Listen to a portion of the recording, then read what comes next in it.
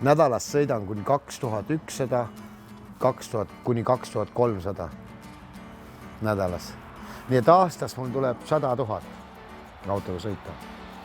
Palju olen sõitnud küll, aga no, ta võib olla 7-kohane number. Ega ma nii noor mees enam pole. Ja ikka on sõidetud palju, jah.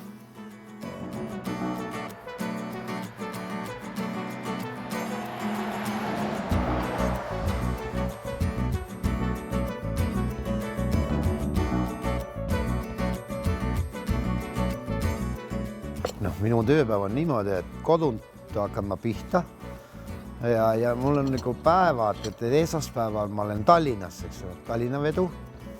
Teisipäeval mul Ida-Virumaa ja kolmapäeval on Läänemaa. Iga päev on Tallinn ka veel õhtupoolikul. Ja neljapäeval ei ole ja reede on mul nagu, ütleme, Kesk-Eesti, Paide, Suure-Jaani, Põltsamaa.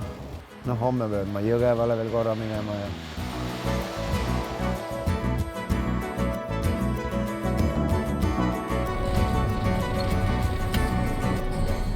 Mina panen auto peale, jah. Teised ei pane. Nad ei oska ju sättida seda koormat, kuhu mis läheb. Nad ei tea, kuidapidi ma sõidan seda ringi, kas seda pidi või seda pidi. Vaata, kui ma ära tüdinen ühtepidi sõitsin, ma võtan hopsti teen teistpidi selle ringi. Muidu on iga auk teada.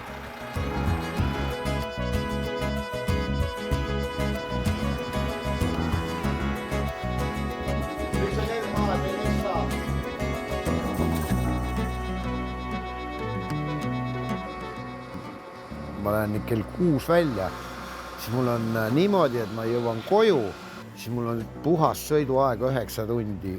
Siis ma võin nädalas ühe korda sõita ka 10 tundi. Et mul on nüüd laupäev, pühapäev ju ma seisan auto. Siis on see 48 tiksub täis, et sellest nagu üle ei sõida.